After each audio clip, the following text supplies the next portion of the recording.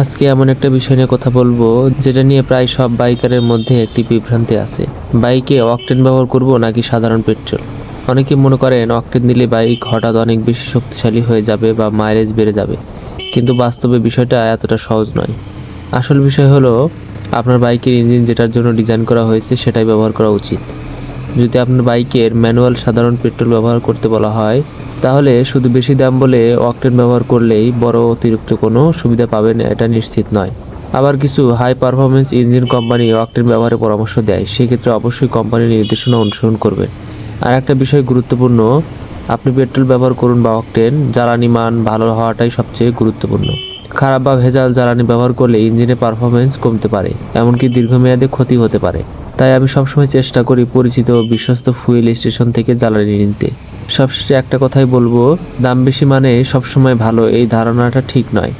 আপনার বাইকের ম্যানুয়ালে যা বলেছে সেটাই অনুসরণ করুন, এতে ইঞ্জিন ভালো থাকবে এবং অপ্রয়োজনীয় খরচও হবে না।